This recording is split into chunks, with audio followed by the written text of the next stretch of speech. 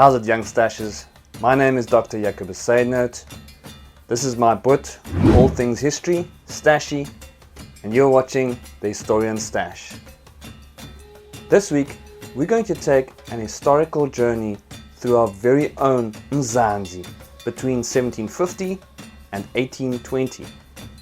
Now, this isn't your ordinary stroll through the veld. Nah.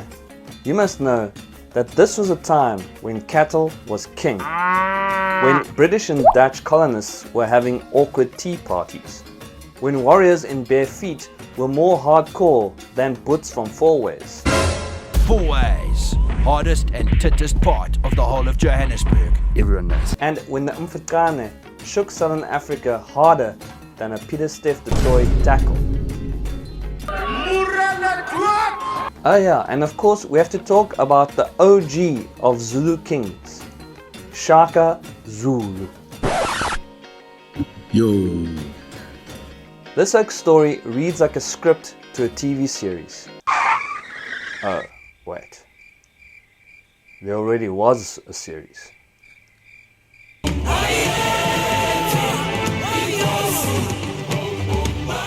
So get ready to take this epic journey.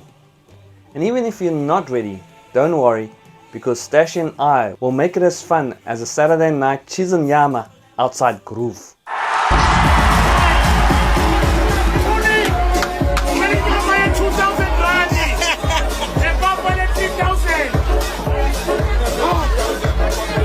So, let's gooi. Now, before Shaka was trending, there was King Zwide of the Ndwandwe, ruling a kingdom that could go toe-to-toe with any of the big names in the region.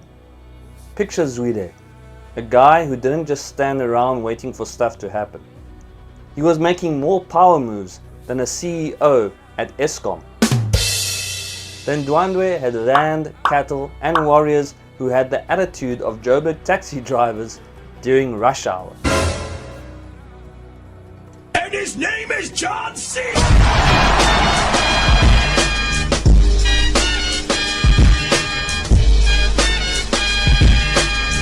Zwide's crew was strong and they were more aggressive than a couple of boots after a few clippies and cokes.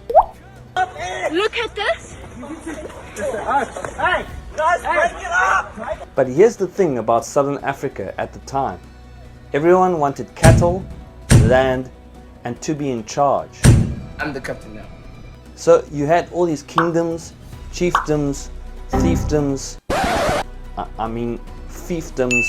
and colonists out there vying for control of the land. This is South Africa, bro. And think of the land as the last garage pie on a Saturday night. Everyone wants it. Absolutely. So this is where the Mfecane kicks off. Now the Mfecane, or Difakane in Sotho, literally means the crushing or the scattering. No, not scattering. Scattering. This was not just your average tussle between kingdoms. It was more like one of those school rugby fights where even the parents and their pets get involved. It's a chamors. For years we were told that it was actually Shaka Zulu who caused the whole thing. But blaming Shaka for the Mfecane is a bit like blaming Mabena for the state of the army. Mabena, please disappoint me again. I knew it, Mabena. In reality, Southern Africa was already full of drama before Shaka even appeared on the scene. Droughts were complicating matters by causing a shortage of grazing land for cattle. So you had more and more groups competing for the land. It's almost like the family fighting for control over the remote when soapies and sport are on at the same time.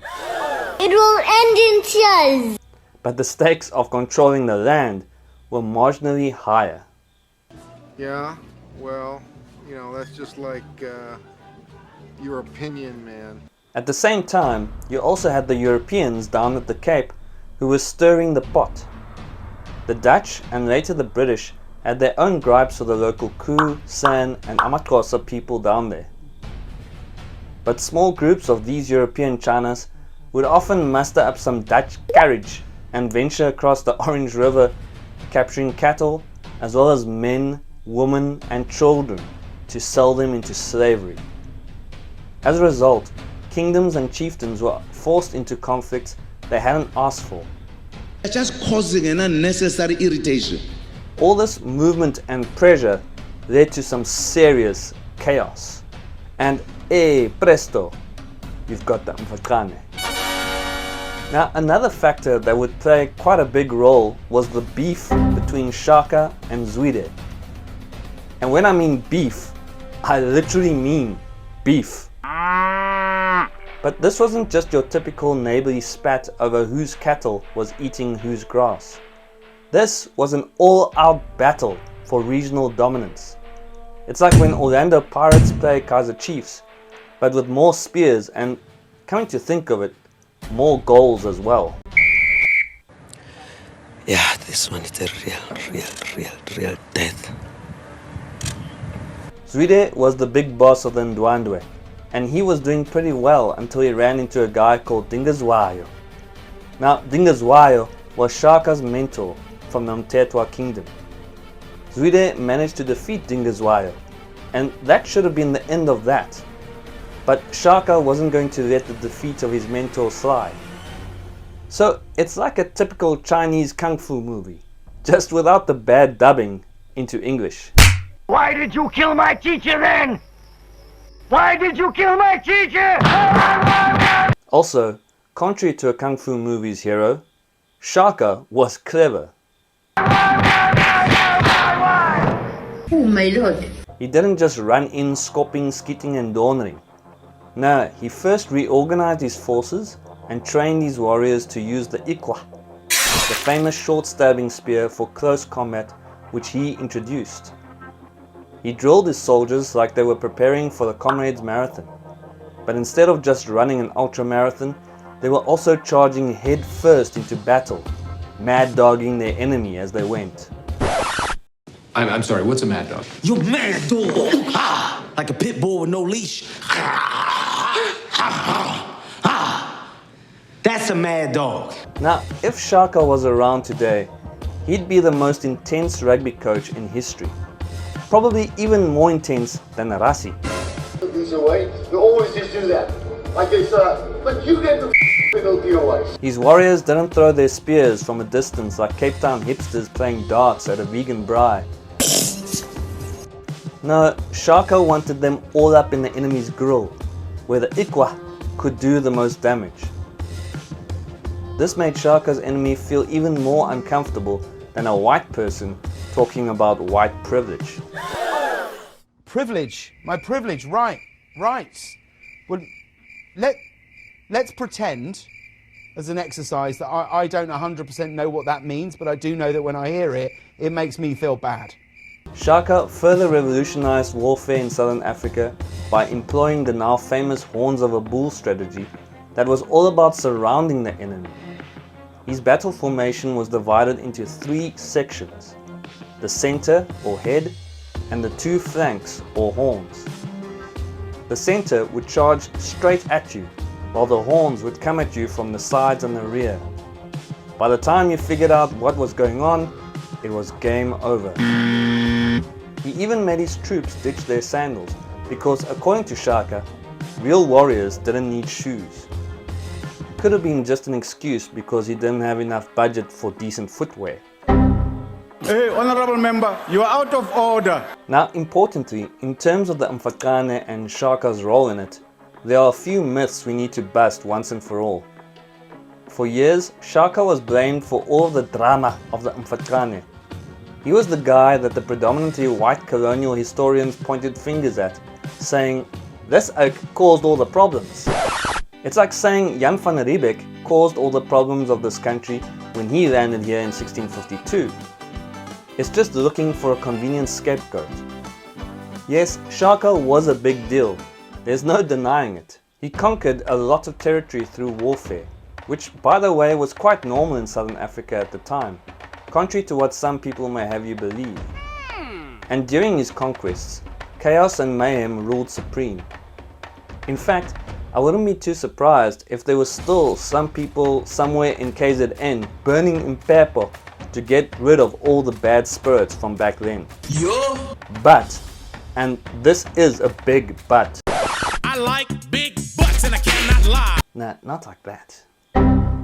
Shaka wasn't the only one running around southern Africa stirring up trouble. Zulu's Ndwandwe kingdom, for example, was just as active in raiding and fighting for land.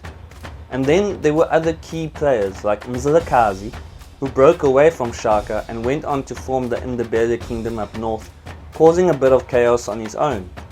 All these guys deserved their own little sprinkle of mpepo. Then you had the droughts, European slave traders, and the general scramble for resources. Some more mpepo there as well. So even if Shaka decided to settle down at his holiday home in Nkandla, things would probably still have been a mess. Shaka was a factor, sure, but the Mfecane was like our parliament. Everyone was contributing to the chaos.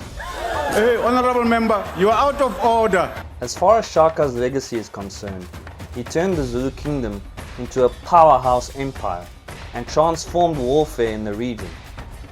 Some people remember him for his military genius, while people like from my generation prefer watching the series, the old series, with the late great Henry Krede, though I think most of us are still terrified of Setai. Damn! There are others that say Shaka was a bit too ruthless.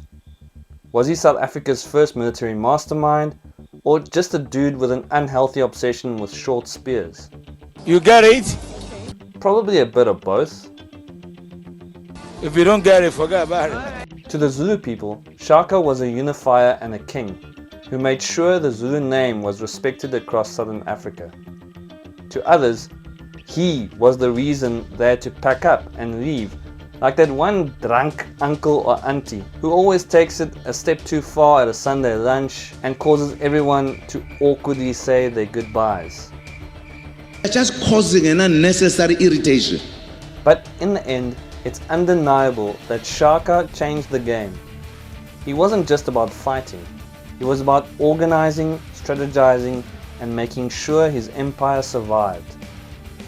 And let's be honest, his story is way more interesting than any series that's on SABC nowadays.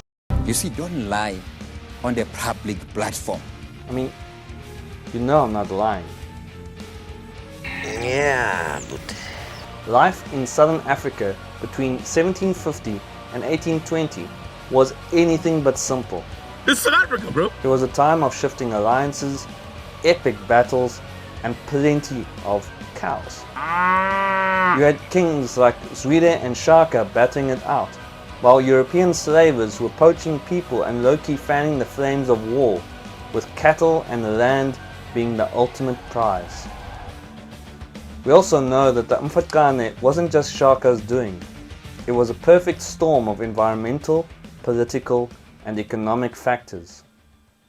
So what should be your main takeaways from all of this?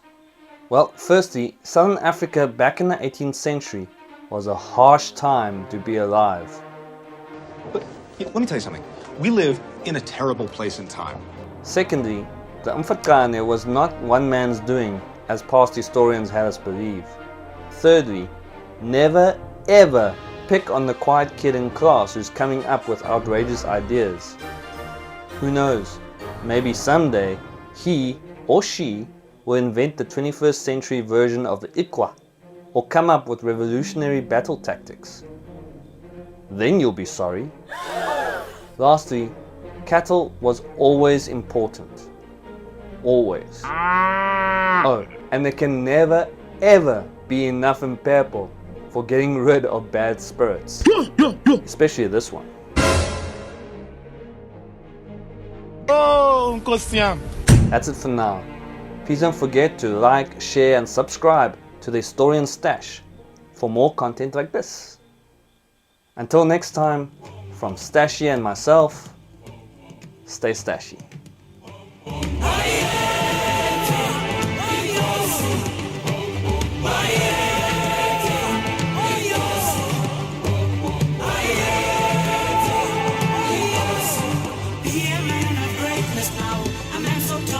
man so kind. Be a man of wisdom now, a man of mind, a man not blind. Be a man of kindness now, a man so big and strong in mind. Be a man so humble now, a man of men now let it shine.